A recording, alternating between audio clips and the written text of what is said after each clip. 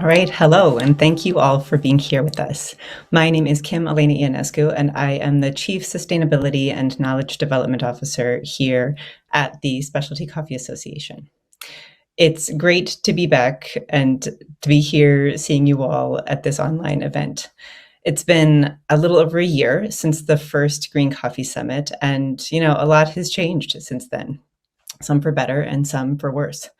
On the positive side, since August of 2021, when we had our first of these Green Coffee Summits, in-person gatherings have returned in a big way. And while I still marvel at the technology that enables me to speak to you all here from my home in North Carolina, it's, it's undoubtedly true that many of our relationships and our negotiations have been aided by the conversations and negotiations that we're again able to have in person. The frost in Brazil that we talked about last year in the event did not result in a disastrous, outrageous coffee shortage in 2022. Although, of course, I don't mean to dismiss the impact of that frost on the individual farms in affected regions. Also, the shipping container shortage, the pressure on supply chains, the slowdowns like the one encapsulated by the Ever Given, that ship stuck in the Suez Canal in March of 2021, those have changed as well. We have a little bit less pressure in many ways, but even as some pressures have subsided, others have increased in magnitude. Russia's invasion of Ukraine has put a bunch of pressures on coffee supply chains worldwide. Sociopolitical shifts in coffee producing and consuming regions mean that trade, like so many other things, feels uncertain. Then you add the pressures of climate change and COVID-19, which may not be at the top of our list of threats for everyone all the time anymore, but still affects us all individually and at community levels. It's as clear as ever that we need to be talking to each other and listening to each other if we want to sustain our businesses and, of course, sustain our industry as a whole. As always seems to be the case, there's going to be a lot to talk about, and the speakers that we've selected for this year's event have been selected to provide a whole array of perspectives, especially in the middle of the complex web of relationships that make up the coffee system. We're also going to hear from people who are outside of the value chain, like research institutions whose perspectives can help us to see where we need to change our behaviors and to challenge our mindsets and give us a way to reflect on ourselves. We also, of course, in these events want to hear from you. So we have a chat feature. I hope you'll take a moment to introduce yourselves and tell us what led you to join us here for this conversation today. While panelists and presenters are speaking, I hope you can share your reflections on what you're hearing and ask all of the questions, whether they're basic or advanced, because an event like this is really designed to bring people together who have all sorts of different levels of experience with green coffee and with the coffee industry as a whole. And of course, if you miss something, never fear. We're going to be recording all of these presentations and uploading them to the Green Coffee Resource Library. We will be populating that with relevant articles and talks and other resources as we create them and come across them in the months to come. And if you have suggestions for resources that would be good for us to add, I hope that you'll put those in the chat window also. Maybe at the end of today's talks, you can dig around in that resource library and you can find something new. We've put, I think, more than 50 different talks and articles in there just in preparation for the launch of this year's event. So there's a lot of new stuff. On the first day of the event, today, we're going to be focusing on the coffee market in North America and factors that buyers and sellers to this market should keep in mind. It's a large and a diverse region. So when it comes to market preferences, there's a lot to talk about. And for most of the day, we're going to be looking at trends and strategies pretty broadly, then trying to apply them to more specific cases. We'll start by using the SCA's own recent initiatives to sort of set the stage for the rest of the conversations, asking questions like, what attributes make coffee valuable? And how is that value recognized and rewarded, for example, through cupping? Green coffee buyers will be wise to pay attention to some of the lessons from the Sustainable Coffee Buyer's Guide that we'll be talking about. And buyers and sellers alike will benefit from a coffee industry-based exploration of a topic that's probably often discussed but not well understood: impact investing.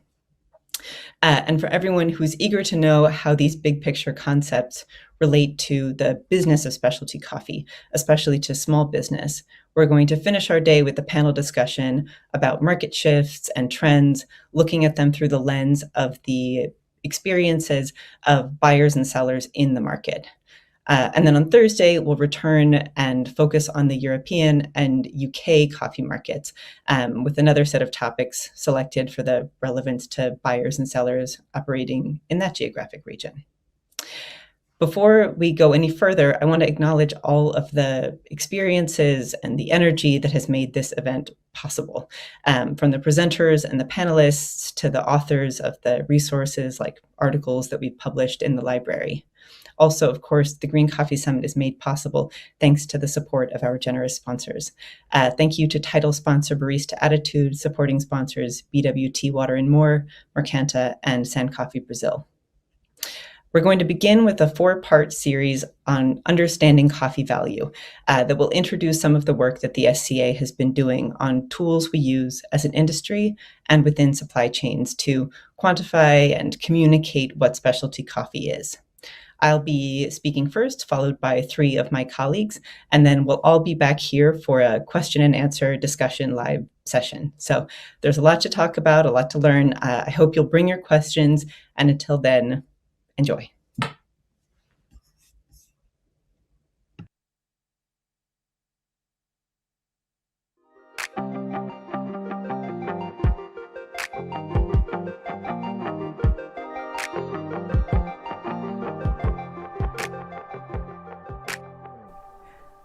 Over the next half hour of this year's Green Coffee Summit, my colleagues and I will be talking about some of the work that the Specialty Coffee Association has been doing for the past few years to rethink how coffee quality is recognized and rewarded.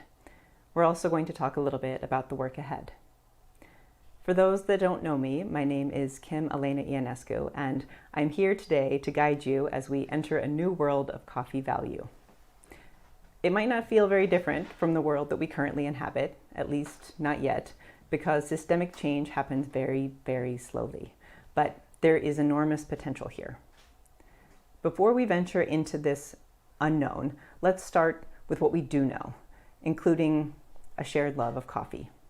Here I've listed a few things that the specialty coffee industry and our customers cherish about the coffees we grow, roast, brew, and drink. We love it because it tastes so good. We love it because it's sustainable. And there are many other things to love about coffee as well, of course. Recently, as you may have seen, the SCA started to refer to this list of things to love about coffee using the word attributes. Attributes are recognizable elements of a product, in our case, a particular coffee, that make it special to us and differentiate it from other coffees. We can think of attributes as a collection of all the properties that make any given coffee what it is. And furthermore, what makes a special coffee special. A coffee's flavor profile and cupping score are attributes of a particular coffee, as are its physical appearance and grade. Roast color and bean size are attributes of a coffee, but so are the name of the farm where it was grown and the country it came from. This coffee here might even carry a certification. These attributes would all contribute, albeit in different ways, to our conception of what this coffee is and what makes it special. We might visualize them as a sort of halo of properties that define and give meaning to the coffee, whatever it is. And we could also visualize them as building blocks of quality. In accordance with this way of understanding quality, the SCA in 2021 published a new definition of specialty coffee based on the concept of attributes. It states, specialty coffee is a coffee or a coffee experience recognized for its distinctive attributes and because of these attributes has significant extra value in the marketplace. Seeing specialty coffee this way, as a collection of distinctive attributes leads to a breakdown of the binary classification of specialty coffee and commercial coffee that our industry has used to organize and explain itself in recent decades. The reality is that when it comes to buying and selling coffee, many coffees have some distinctive attributes, but maybe not enough, or enough of the ones we want, to qualify as specialty to us. Other coffees may have so many more valuable attributes than even the average specialty coffee that they would seem to belong to yet a third super premium category. Many arguments have been had over where to draw lines between these categories we have invented, and consensus has always eluded us. So instead of trying to create distinct classes, we have chosen to describe the marketplace as a continuum, where coffees become more specialty as they accumulate valuable attributes. That accumulation and the recognition of different degrees of specialty is important. Looking at the definition again, we can see that it makes an explicit connection between attributes and value in the marketplace. To put it simply, a coffee with more attributes should have more value in the marketplace. A coffee with more attributes suited to the buyers in the marketplace, which for now we can think of as better attributes, should receive better value. There's a lot of room for interpretation in what constitutes more and better when it comes to individual coffee transactions. Coffee drinkers are diverse, and so are their preferences. Depending on where you live in the world, you will be exposed to and appreciate flavors that someone in a different part of the world might not care for, whether we're talking about our favorite coffees or our favorite condiments. Like consumers, coffee producers are also diverse, and the attributes definition embraces that diversity.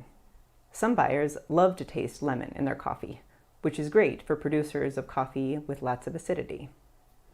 Other buyers look for notes of cocoa and nuts, which benefits producers whose coffees fit that profile.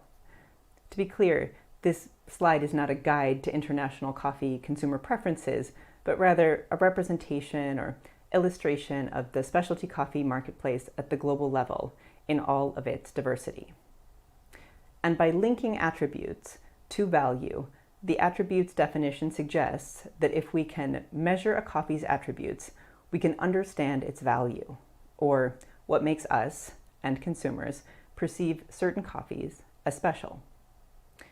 That rationale is the foundation of the coffee assessment system that we are in the process of creating.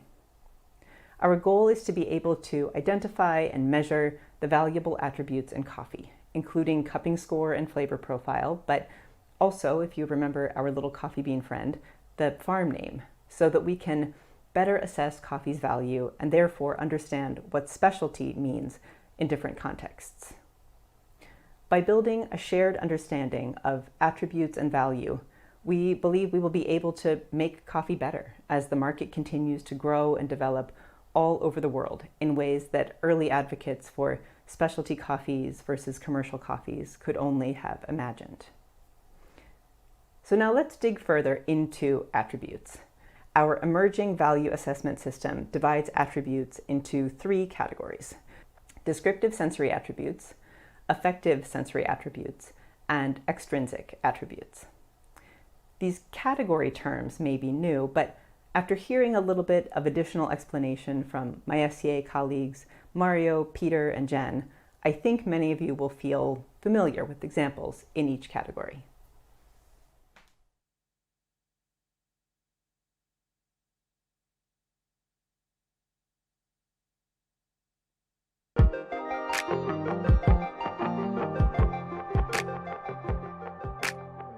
Let's talk about descriptive sensory attributes. Descriptive sensory attributes are one of the most important intrinsic attributes of coffee. Nowadays, it's very common to see coffee packages with the flavor notes or flavor profiles to convey to the consumer what to expect in the cup. And this has proven to be a very important way to communicate attributes to consumer, and it's even more important today than other intrinsic attributes, such as the cupping score, for example. But what are those flavor notes? In reality, those flavor notes are a way to express sensory descriptive attributes. There are many ways how you can come up with those descriptive notes. Of course, you can ask someone to tell them what they perceive in coffee and produce a list of attributes for you.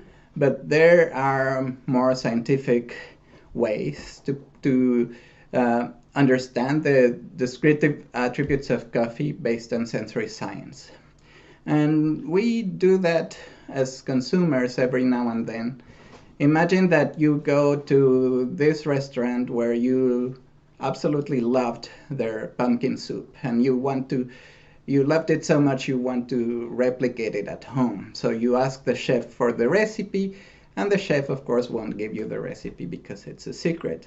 Then what would you do? You would try to guess the recipe based on what you sense in the soup as different flavor notes. You might say, oh, of course, this has some pumpkin, and maybe they added some roasted pumpkin seeds, and maybe they added some spices, and so on and so forth. What you are doing there is basically analyzing the soup's flavor in an effort to decompose that flavor in specific components for you to later replicate it. This could happen also, and often happens, with single products such as apples, coffee, and chocolate.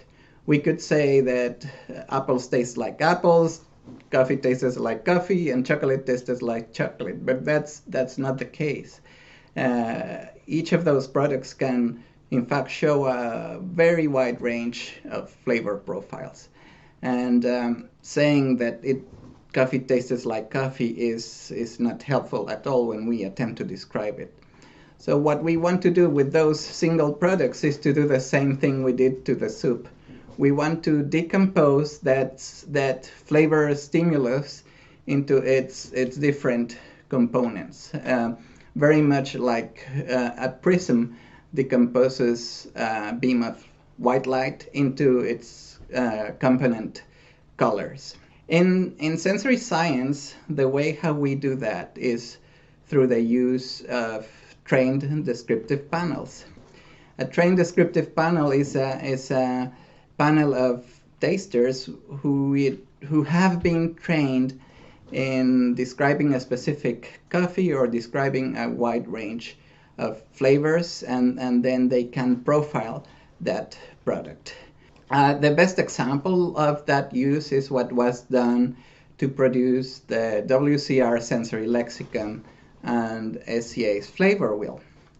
What was done was to feed a large number of coffee samples to a descriptive panel in Kansas State University, and they came up with over 100 different descriptors to describe all those different samples.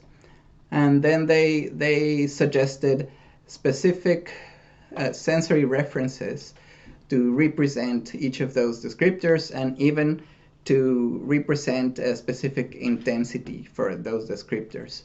That gives you a very powerful tool to describe coffee flavor, because the references are objective, they are out there, and therefore those tests can be replicated by any panel which has been trained using the same references. So to summarize, a descriptive assessment is a quantitative sensory test that seeks to profile a product on all of its perceived sensory attributes. Let's remember, this is an objective test. Even though it uses humans, it's not based in liking or quality. We just want to take a picture of the product without saying if we like that picture or not. It identifies sensory attributes, ideally using a standardized familiar vocabulary such as the flavor wheel that we have for the coffee industry.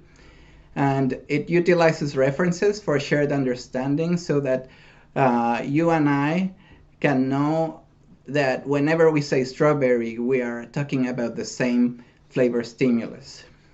And performance can be assessed against other trained panelists, which means that we can track your performance as a descriptive panelist against the panel as a whole or against other panels or other descriptive panelists.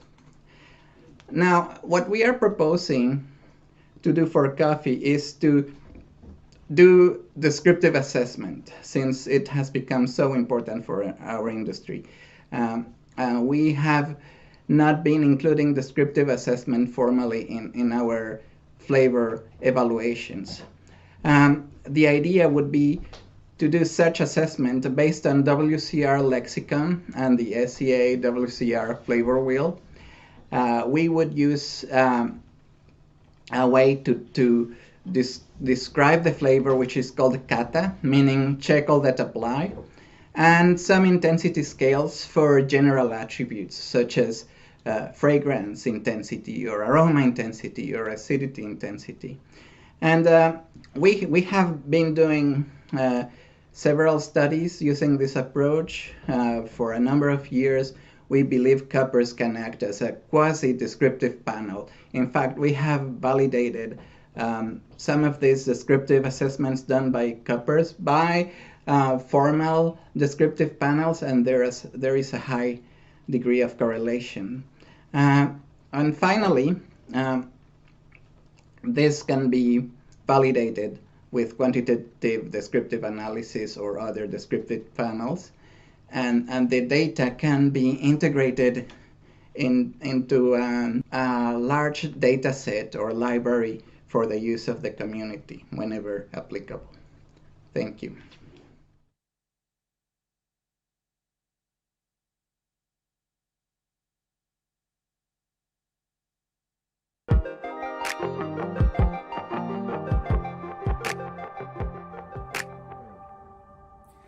Effective assessment of coffee's sensory attributes is a big part of how we value coffee, particularly in the specialty coffee world. Effective assessment differs from descriptive assessment in some important ways, and understanding the difference between the two is a big part of appraising coffee's value. Whereas descriptive assessment answers the question, what does it taste like? Effective assessment can answer a different category of questions, such as these two. Do I like the coffee? And how much? And is this coffee of high quality? These questions are answered in different ways, but both are related to the emotional response, the effect that a food or drink has on a taster. Here you see two examples. The first is a photo of my daughter, the first time she ate watermelon. The look on her face makes it clear that she's having a powerful, positive response to the flavor of the fruit. This is known as a hedonic response because it's related to pleasure. A professional wine taster may have a more complex response to a glass of wine and may analyze their own hedonic responses within the context of others' preferences and quality norms. Though this process is more analytical, it's fundamentally the same. It's a process of measuring human response to the stimulus of flavor. In sensory science, the definition of effective assessment is as follows. It's any method used to assess acceptance, liking, preference, or emotions for a stimulus or stimuli. But what does this mean within the context of a coffee cupping? We might use descriptive analysis to objectively evaluate the constituent flavors of a coffee, but how do we measure effective responses to coffee's flavors? In coffee, we've developed a term that captures the essence of effective assessment in a coffee cupping, and we call it the impression of quality. The impression of quality is a coffee taster's opinion of the distinctiveness and desirability of a coffee sensory category, reflecting either their own preference or a known market preference. So this is how a cupper switches from describing the coffee's sensory attributes to expressing their impressions of a coffee's quality in response to those attributes. This process relies on a cupper's expert opinion developed through experience. Now, it's important to remember that this assessment, like all effective measures, is subjective. It might reflect the cupper's personal response or a known market preference. In other words, predicting others' effective responses. Importantly, one would not expect perfect alignment between cuppers on effective measurements, since they're based on individual or market preferences, which are diverse. And in fact, this is exactly what we see: diversity in effective measurements throughout the coffee world. In sensory science, the classic tool to measure effective response is called the 9-point hedonic scale, which was developed in the 1940s to measure consumer response to foods. The scale goes from like extremely, which is a 9, to dislike extremely, a 1. The midpoint is neutral and scores a 5. The great thing about the 9-point hedonic scale is that it is adaptable to a variety of contexts. The smiley hedonic scale, used here, can be used even across language barriers, which is a great example of a 9-point hedonic scale used for children. In our next phase of coffee value assessment, we're planning on introducing a formal effective assessment to accompany a descriptive assessment in coffee cupping. This will be based on the concept of impression of quality, and will use a 9-point hedonic scale. We've figured out a way to translate this hedonic rating to the familiar 1-point coffee scale that we're accustomed to. We're excited about the potential of this tool, and we know it'll help us paint a much clearer picture of coffee's value.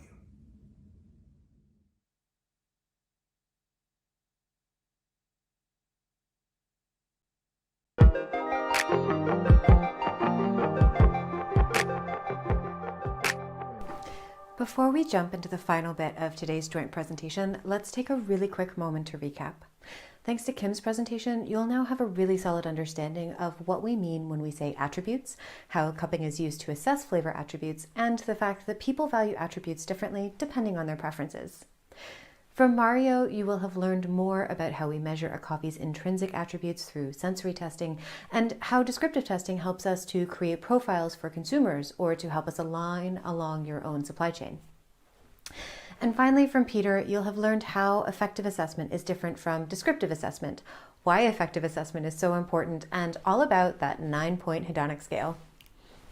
So if you've been keeping tabs since we first showed this list of attribute types, you may have noticed that we've covered 2 of the 3 categories of attributes, but we haven't yet dug into the 3rd category, extrinsic attributes. And that's my job here today. I'm actually going to start us off with a story. Nearly 6 years ago, as I was helping to prepare a panel of speakers on green buying ethics for the first ever Roaster Guild of Europe camp, the role and value of a coffee story, specifically a verifiable story, came up again and again as I was chatting with these amazing presenters who were going to be giving this panel. To put this idea to the test, we planned a cupping where attendees would assess coffees from Bolivia, the Democratic Republic of the Congo, Brazil, and Myanmar without any identifying information, and then again with more identifying information about the coffee. And we would ask them to score it both before and after having access to that information, and to tell us whether they would buy it both before and after they had seen sort of the coffee story. So back then, I think the goal was to make a point that cuppers would be more forgiving of a coffee with a lower score if it had a compelling story. In hindsight, what we were really hoping to do was capture some data showing the power of extrinsic attributes when it came to determining a coffee's value. Unfortunately, with an amazing group of this size, pretty much everything that you could imagine that might go wrong with a cupping of this kind and of this size, it all went wrong. Some cups were mixed up on tables, information was made available too early, some folks moved from table to table to sort of see what their friends thought of different coffees. And so even though we came away with some, let's say, data, we completely discarded it. We said it was pocket science and we moved on. And to be honest, I hadn't even really thought about it until we were preparing for this event. So why am I telling you this story? Not so much to confess my inability to logistically plan a complicated cupping back in 2016, although clearly mea culpa, but rather to highlight the fact that even then, even though we as coffee people profess that it's what's in the cup that matters, we already had a sense that a coffee's intrinsic qualities weren't the only thing that mattered when a buyer was making a purchase decision. As Peter asked at Rico earlier this year, it's what's in the cup that matters, but is it the only thing that matters? In the same presentation, Peter showed us just how powerful extrinsic attributes are by tracing examples across both larger beverage categories, like the brand impact of consumers' preferences for Pepsi versus Coca-Cola in blind taste tests. And he also talked us through the impact of extrinsic attributes like origin and process on other specialty products like Serrano ham, especially when it comes to things like purchase intent and product loyalty. So if you haven't seen it already, I'd recommend you take a few minutes to watch or listen. You'll be able to find it here in the Green Coffee Summit Resource Library after we're done with the live event this week.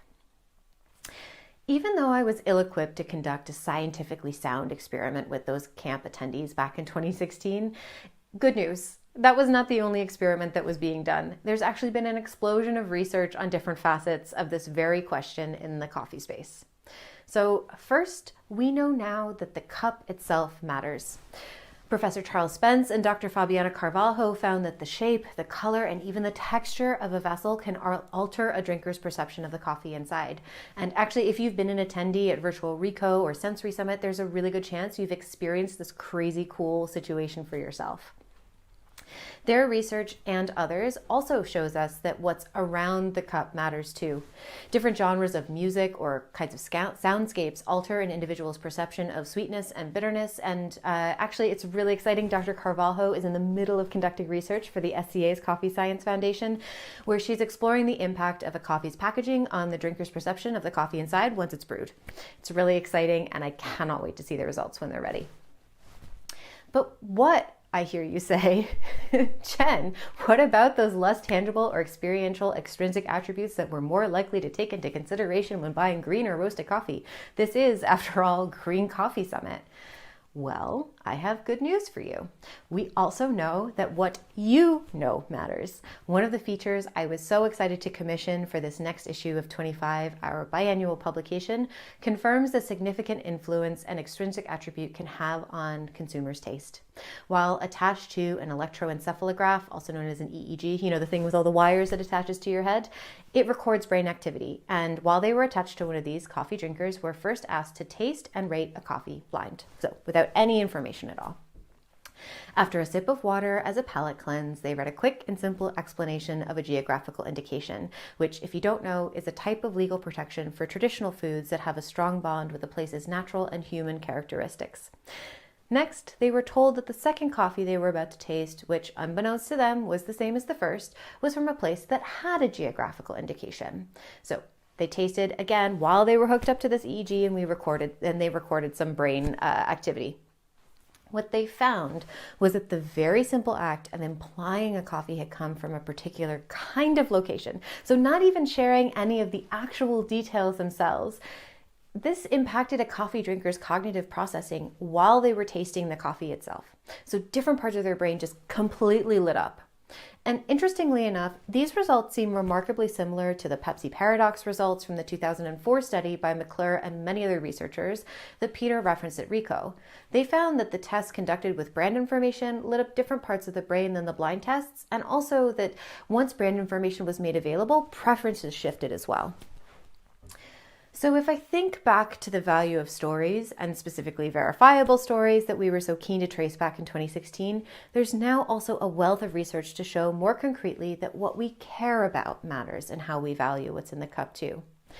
Another 25 feature, surprise, surprise, this one written by Professor Nizam Abdu, explores the findings of a meta-analysis of research on different kinds of eco-labels to see whether or not consumers were willing to pay more for a coffee that was eco-labeled over one that wasn't.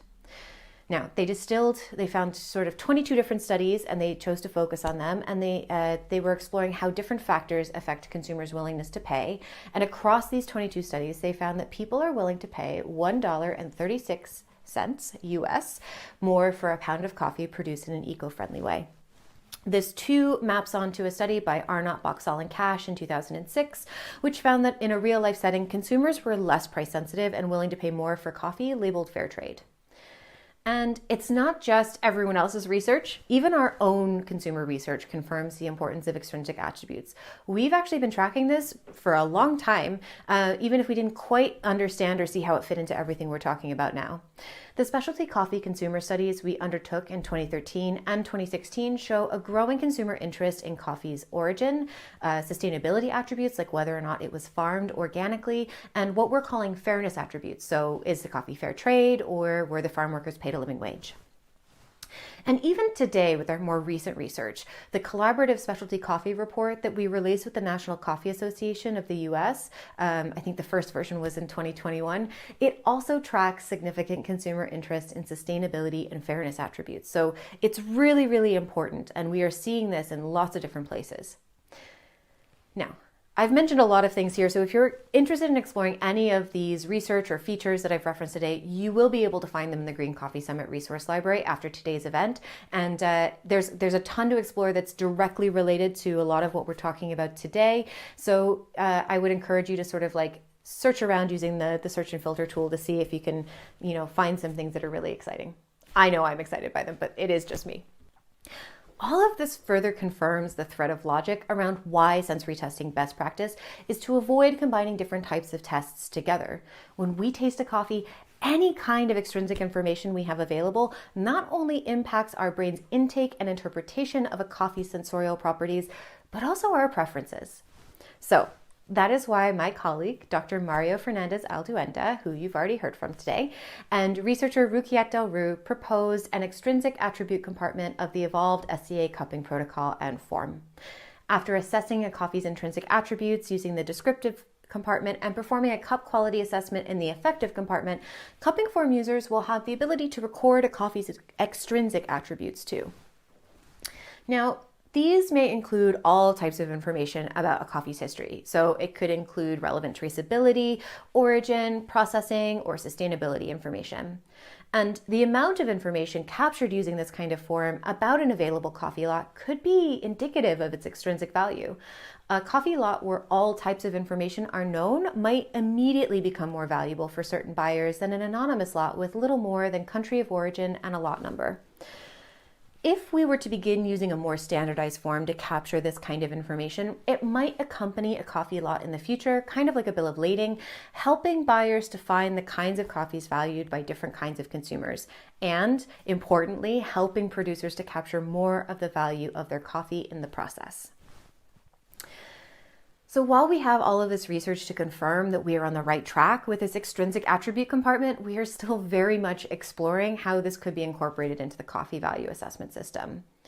There is really so much more for us to do on this journey to evolve the cupping form and protocol, and we are really excited to have more of you join us as we continue to test these ideas. So if you haven't been putting things in the chat already, please do, because we are about to jump into Q&A, and this is a great opportunity for us to answer your questions, but also for us to hear from you.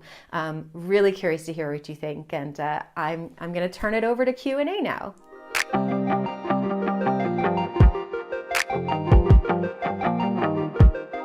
So here we are all live.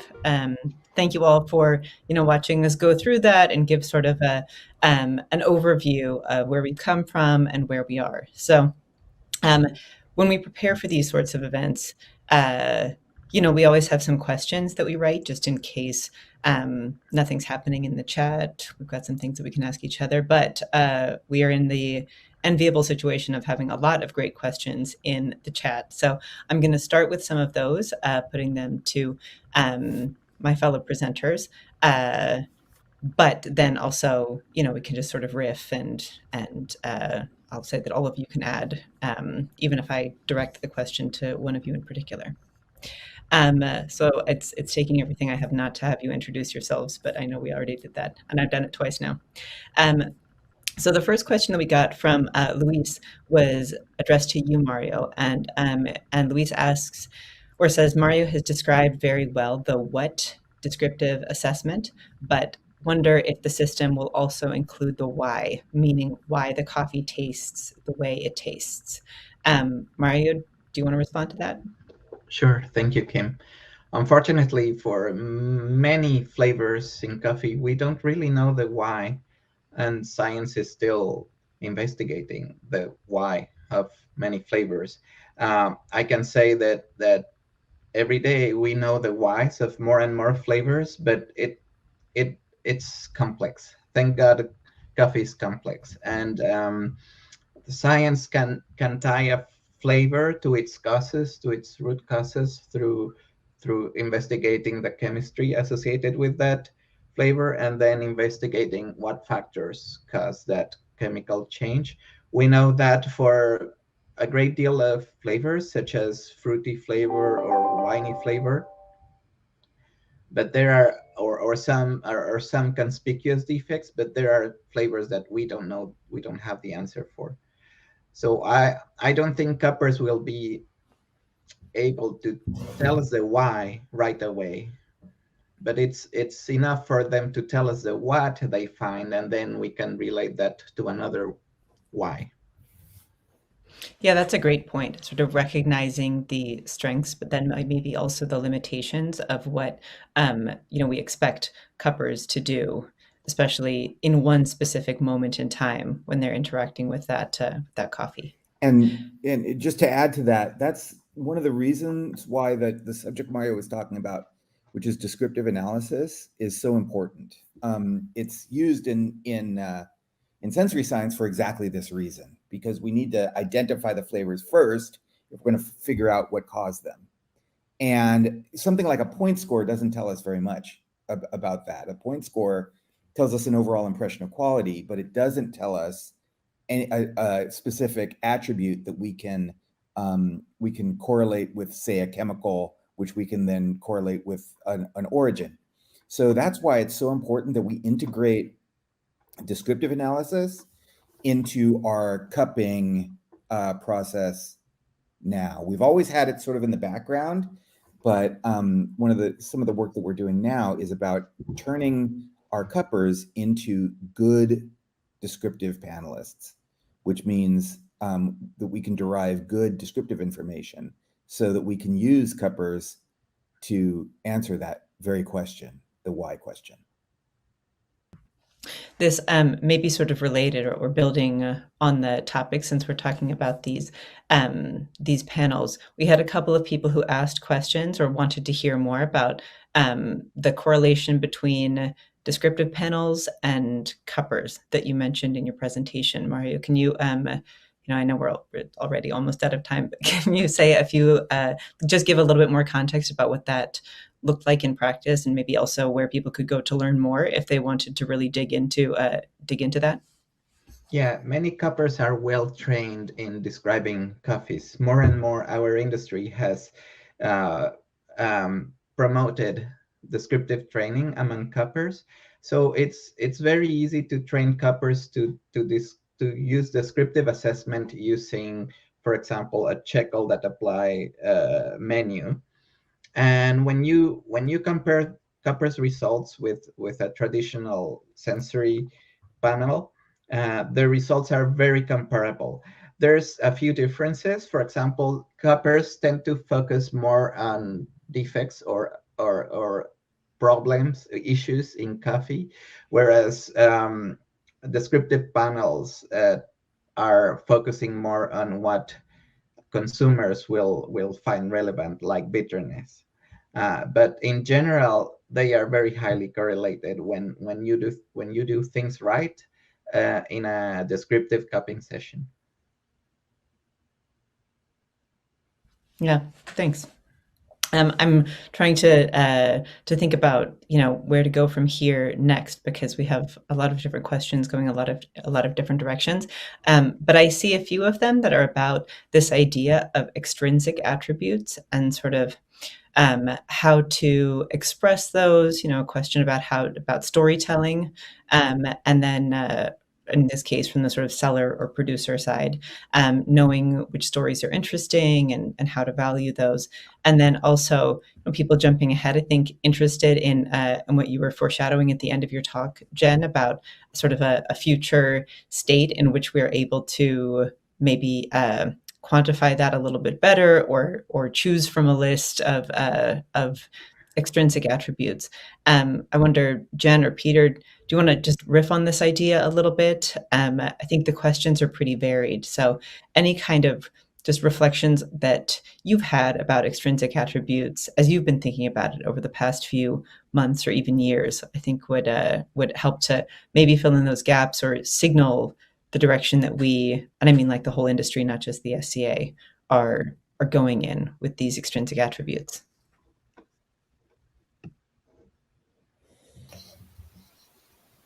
You want to go, Jen? I think I was going to let you start, but Okay.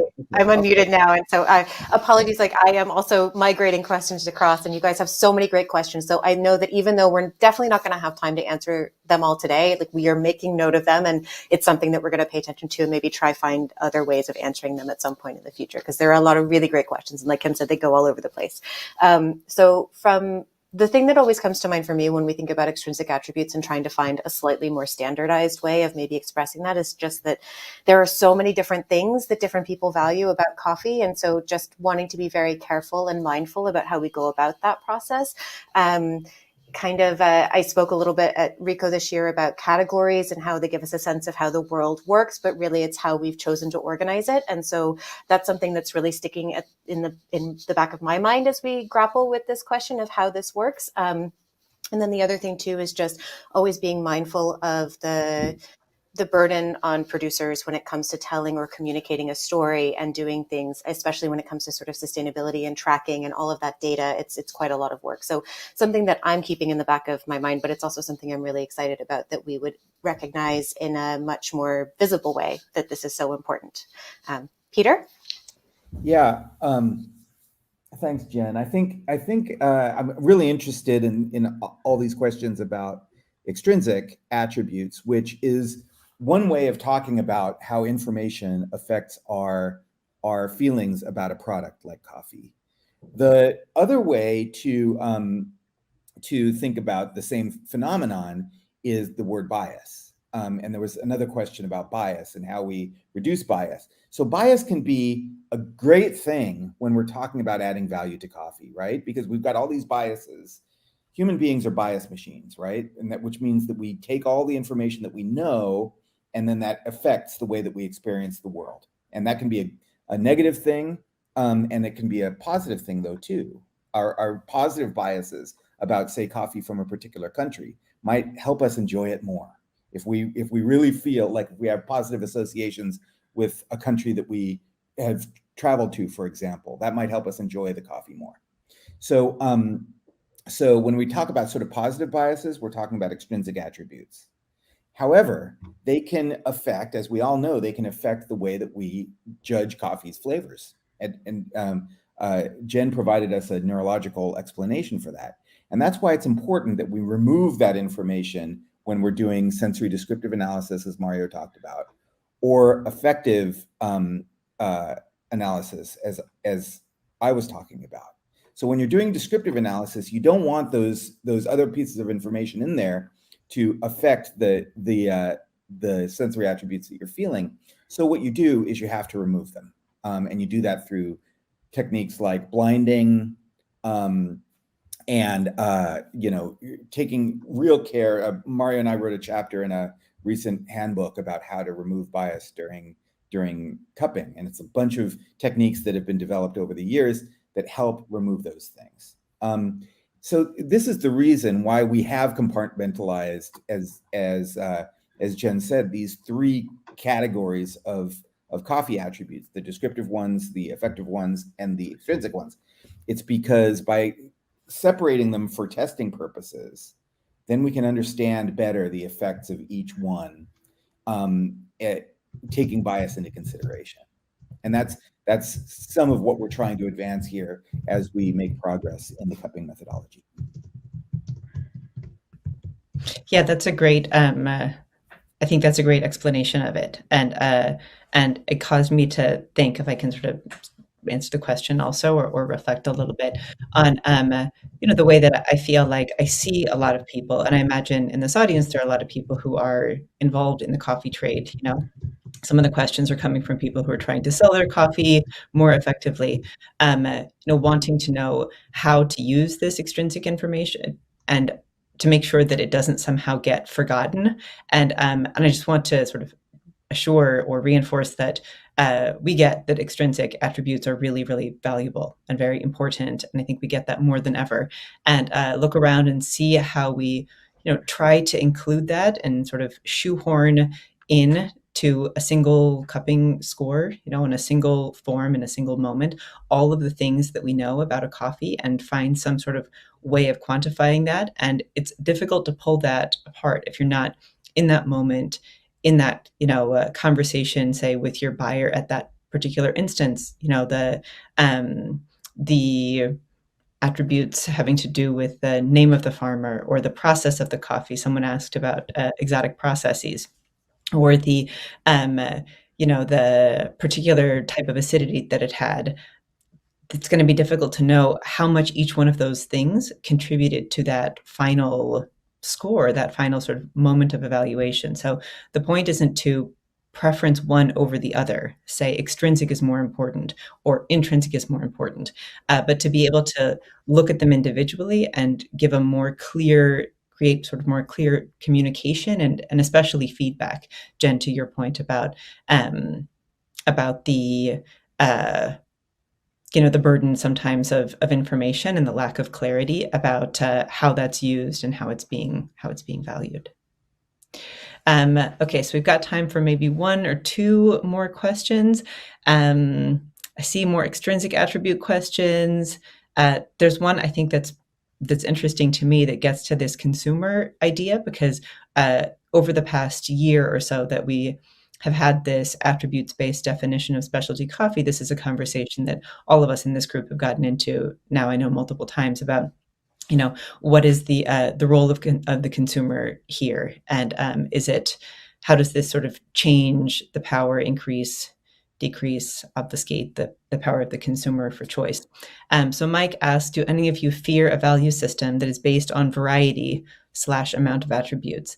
I fear the paradox of choice scenario where consumers equate value to how much choice they have.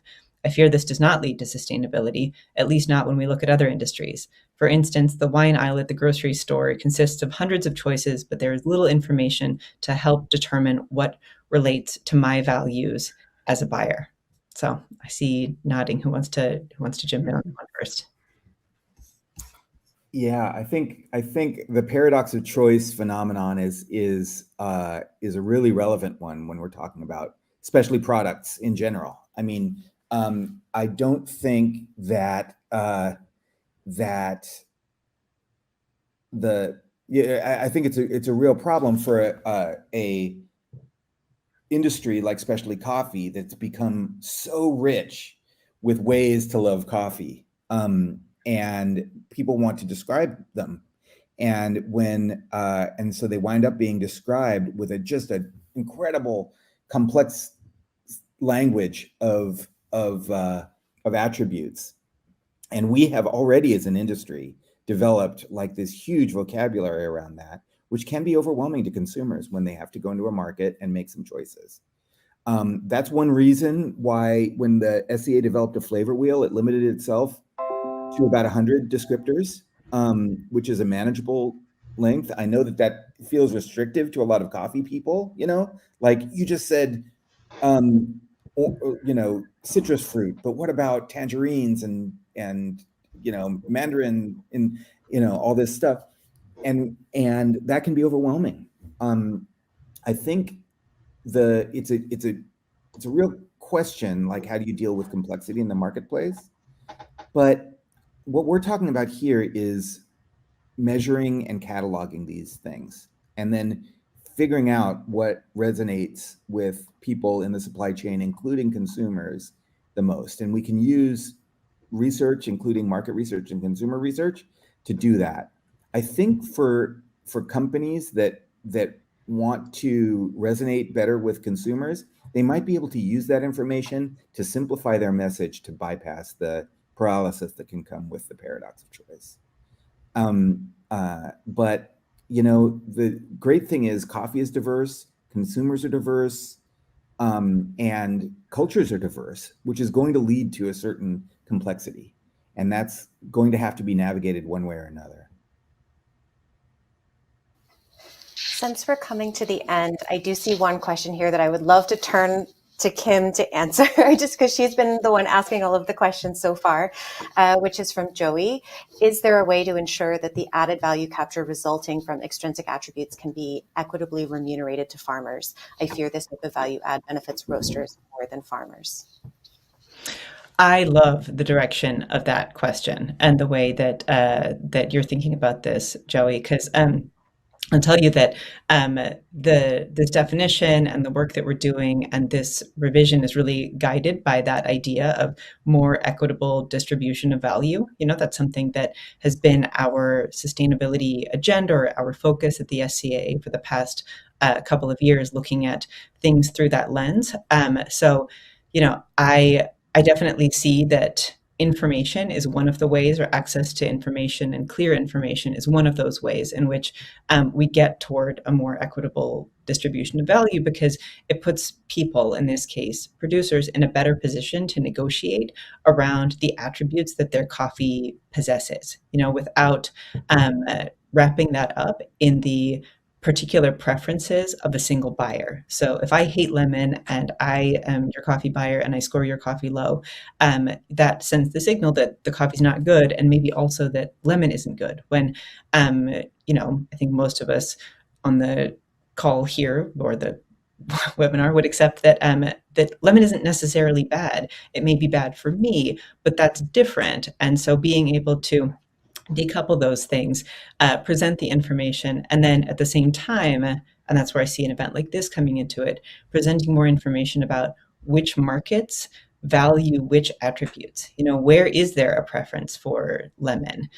Where is there a preference for cold coffee? Where is there a preference for fair trade certified coffee? You know, all of these different ways of consuming coffee and trends when it comes to you know, what's popular or what's highly valued in a market. I think we combine those things with feedback about what a certain coffee possesses, and you have a better platform from which to negotiate and feel confident in the value of your coffee as a coffee seller. So that's the way that we see this going. But you know, it's different, and I also see that in the process of changing, and one of the reasons we're talking about it the way that we're talking about it and with the frequency is because change is unsettling, you know, and does have the potential to reinforce power hierarchies, even as we're trying to, you know, sort of shift our mindsets here.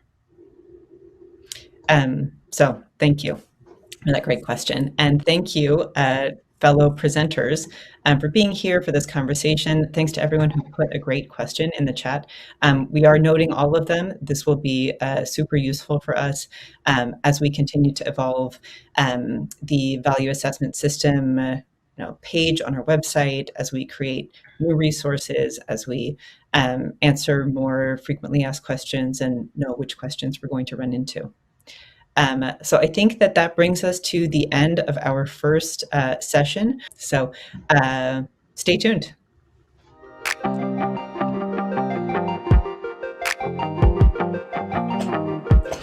Hi, everyone. Thank you so much for being here for the second day of the 2022 Green Coffee Summit. This is the only part of the program that's the same across the 2 days of the Green Coffee Summit. And I will say that we received a lot of great questions on Tuesday. So I hope the same holds true today too. So with that, let's watch. Okay, so here we all are live now, wearing different outfits than we were wearing in those pre-recorded videos. I have a couple of questions that I would love to ask you all, and maybe be asked. We can do this in sort of a, you know, informal fashion with the question asking and answering, since we've all worked together on this. But I also really want to make sure to encourage people to put their questions in the chat, and to do that, I want to start off with one of those questions that came up in the chat already. So I see, let me see in the Q&A here, I see that Chad asked, hi Chad, can anyone address how other parts of our value stream will access and understand these concepts so they are equally empowered with the updates on how their coffees will be assessed? That's a good question. And I think that, knowing how the coffee industry and coffee system has worked over many, many years, it's appropriate to be sort of skeptical or to be nervous about whether or not, say, producers are going to have access to information. And I'll say, that's one of the things that concern, or seeing that and feeling that same sort of concern, is part of what led us to have an event like this one, free to attend, about sharing information and resources, especially oriented to anyone who's in the business of selling coffee, creating this whole resource library. And when it comes to the cupping form specifically, that survey that Jenn mentioned and the report that Mario and Rukia Del Rue wrote, those survey results gave us a lot of perspective from people in producing roles around the world, saying that, yes, they understood the need to change this form, and also urging us to move cautiously because it is so important. And that's one of the reasons that we're talking about it now, and we're not, launching something fully formed, saying, "Guess what, everyone? We've got the new thing." So. This is very much still a work in progress. We've been doing pilot cuppings with this form, including at the Coffee Roasters Guild retreat a couple of months ago. That was a pretty big one, some smaller ones. But the first one of these that we did actually was hosted by Mario in conjunction, before the World of Coffee show in Milan, but it was really focused on a group of coffee cuppers from coffee producing countries who were traveling around Europe and meeting with some of their buyers. So the first group of stakeholders to give us any input on this idea of an evolved form was a group of coffee suppliers. And then the only other thing that occurs to me on this that seems relevant is that for the past couple of years, we've been working on an Introduction to Specialty Markets course, which both Mario and I have given a few times in English and Spanish in the context of different events. Mario will be doing this in Peru next week, in fact, that really builds on this idea of knowing your attributes, your coffee's attributes as a producer or seller, knowing which markets value those attributes, because different markets around the world have different preferences for flavors and certifications, and then directing your coffee to the market that values your coffee's attributes. So that has all these things are kind of coming together as we're looking ahead to 2023, and a campaign that takes us in the process of raising awareness about this and sort of talking through it and teaching through it to both consuming or traditional consuming country venues and to producing country venues and audiences. So I know that was sort of a long-winded answer, but I think it raises, or it gives me a chance to talk about some of the stuff in the future that we're excited about doing. So one thing I think it's worth adding is one thing that struck me as we were working on this is I was reflecting on what the scene was like 20 years ago when the current form was drafted, and there were only a small handful of cuppers at that time. And in those intervening 2 decades, our industry has done a fantastic job training cuppers to the SCA methodology throughout the world. And that the evidence of that was when we did that survey that Mario and Rukiat led.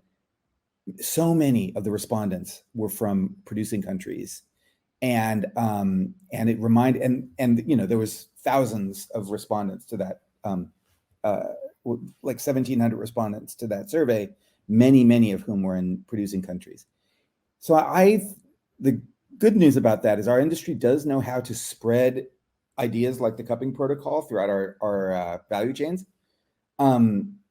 And that doesn't mean it will happen automatically, but what it does mean is that the potential for us to do this is high, and your question is evidence of lots of people in the industry who want to do it.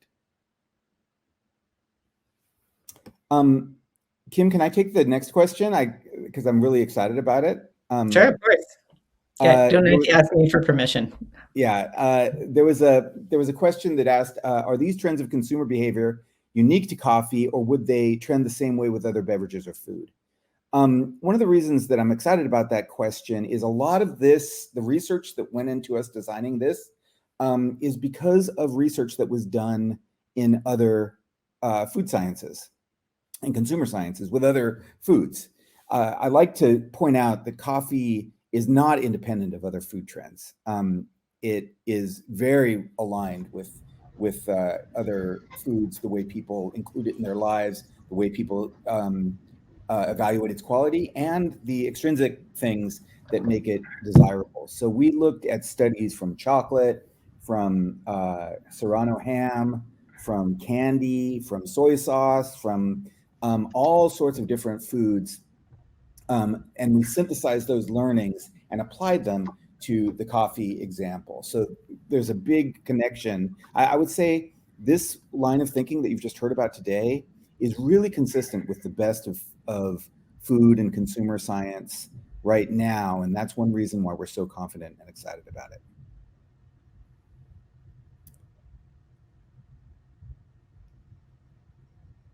There's another question about the draft form. Maybe my colleague Mario can handle that one. Right. Yes. So our goal is to launch the system at large by Expo in April at Portland. In the meantime, we are in the process of fine-tuning our prototype forms in small controlled experiments, and then starting January through April, we'll enter what we call an early adopters phase with selected group of adopters, which will start using the form before it's launched publicly in April. And then we are planning to make it standard maybe the following year, starting 24.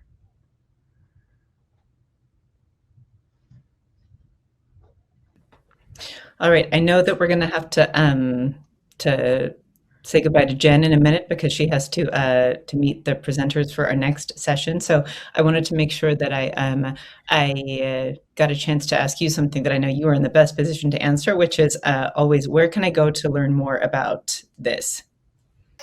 Yes, absolutely. So here in the resource library itself, if you go to the search and filter page and you select value assessment, you'll pull up a list of resources that are related to this topic or things that we've sort of thought about or explored along the way, because this really has been sort of a long, slow journey, even sort of, thinking about it from the different ways in which things come together over time.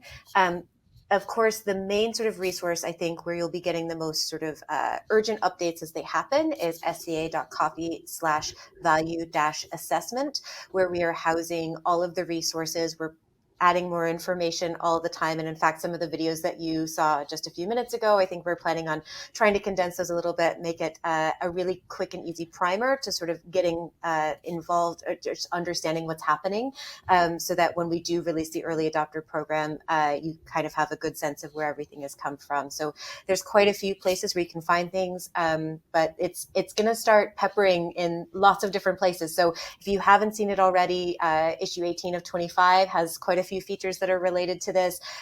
Over the coming weeks, as we talk about some of the resources that are in the library, I think we're going to be drawing some connections to the things that we have released here, maybe that aren't even directly tied to the coffee value assessment system, but that are, you can find sort of some of the ideas or the underpinning logic there and make some of those connections. So definitely there will be a lot to come. But if you're looking for the two sort of easiest ways to find all these resources, it's either here in the resource library using the tag value assessment, or sca.coffee/value-assessment. Thank you, Jen, and we'll see you in the next session. There was a question here that caught my eye because it had organic in it, and I talked about sustainability certifications as a possible attribute that the little coffee bean possessed, and then Jen talked also a little bit about sustainability attributes and what we know from research. And so this question about or plea to consider organic production, I think, is that's a great example of one of those extrinsic attributes about coffee that we see being highly valued in some places by some buyers and contexts, and then much less valued in other places. And that's been true for the history of specialty coffee, for the history of organic certification in coffee, that it has not been equally attractive or appealing to all buyers. And so one of the things that we've tried to that we're doing, and including that sort of producer-oriented introduction to specialty coffee markets workshop that we've done, is to identify what those differences are in markets, to make that information more easily accessible, so that someone who has organic coffee or that they're trying to sell, or even someone who is trying to determine whether or not they want to pursue organic certification as a producer, can understand the different market dynamics. If you're selling coffee in Korea, will there be a significantly increased demand for your coffee if you transition to organic? The answer to that question is going to be different than if your main market is Germany, and it's going to be different if your main market is, you're in Brazil and your main market is Brazil, you're, the country in which you live.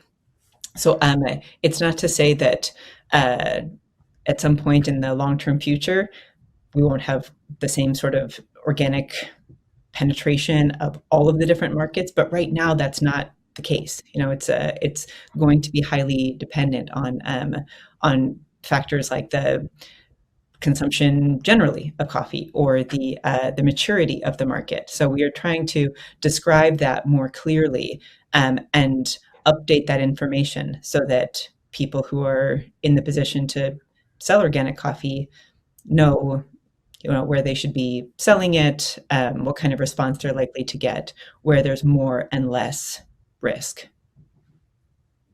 And I think the same probably could be said for not just other sustainability certifications, which is what interested me about this, but processing methods, or let's see, other kinds of the marketing techniques, packaging, all sorts of other decisions that are being made all the time as someone who has coffee is trying to figure out where they're going to get the best reception to their efforts.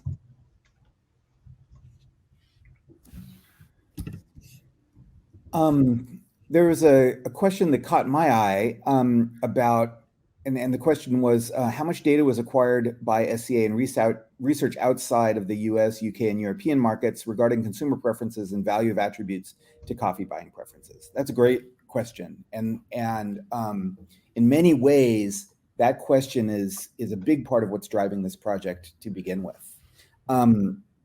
Because the realization that we came to some years ago is that it's in understanding consumer preferences, the key is understanding their response to these attributes. And so we needed a system within the specialty coffee industry that was organized around measuring those attributes, because that's the first step. Understanding what the attributes are is the first step towards understanding consumer response to them, whether in the US, Europe, or elsewhere in the world. Now, the good news is there does exist some consumer research in the academic literature around how consumers respond to various attributes in coffee. Not a ton, though. We at SCA have, in the past few years, started focusing more on attributes in the US. One example of that is the work that we've done with the National Coffee Association on the National Coffee Drinking Trend Studies. We introduced sensory attributes to that consumer research last year for the first time. So, but that's in the US, and you were asking about other countries. And the good news is that when we launched this form, this protocol, this philosophy of tasting coffee, we will be able to see that. We will be able to see how different countries respond to different attributes, both intrinsic sensory attributes, like the descriptive ones Mario talked about, and the extrinsic attributes, which Kim was just talking about in relation to organic, which is super important information for producers to have. So really the answer is, this is a tool. We see this as a tool that helps us get to that information that you're talking about. And that's another really exciting thing to us about this. I think we probably have time for maybe one more question. And one thing that I wanted to just sort of open up as maybe as food for thought for the audience here, because obviously this is the Green Coffee Summit, and so we are targeting an audience that is currently involved in or interested in buying and selling green coffee. But we also know it's a free to attend event. The SCA audience, communities, email distribution list is very broad and includes a lot of people who are not in Green Coffee Summit, in Green Coffee presently. So I think that a question that might be worth discussing a little bit is, whether there are other applications for this cupping form that we've been talking about, like for analyzing, evaluating roasted coffee and brewed coffee. The descriptive form in particular, is this something that could be used by someone in the community for some sort of coffee evaluation or description that isn't just about green coffee buying and selling? And I'll put that to you, Mario, since you talked about descriptive in your portion of the presentation. Sure, thank you. Well, the system is designed to assess green coffee from all points of view, including green coffee grading, different aspects of sensory, all those extrinsic attributes you have mentioned. Because of course, green coffee is the way how coffee is traded internationally, and that's the stage where it's most important to assess it for value determination. Historically, many people have been using our SCA cupping form to also assess roasted or even brewed coffee, even though it was not designed for that.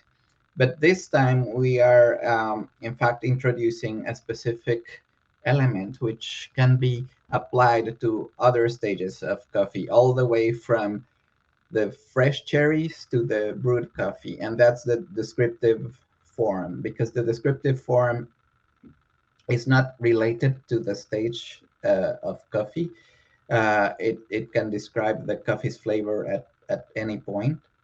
And of course, you could also use the extrinsic attributes analysis for any stage of coffee, because any stage of coffee will have associated extrinsic attributes. So those two are applicable to other stages beyond green coffee. And we trust that the descriptive form will be very useful for roasters and retailers, also to convey their coffee's flavor to consumers in a friendlier way than just telling them the score. Great. Yeah, there are a lot of, I guess, exciting possibilities to continue to explore. So I'm looking at the clock. I see that we have reached the hour mark, which means it's time to wrap up this conversation and move from here to the second session of the Green Coffee Summit, where we will be hearing about the El Grano sourcing and production trends report. So Mario, Peter, and Jen, in her absence, thank you so much. Thanks for being here. Thank you all for your questions, for engagement. I hope that that we'll continue to hear from you, and you'll continue to ruminate on these things and share, and talk to us and talk to each other. So, all right, bye all.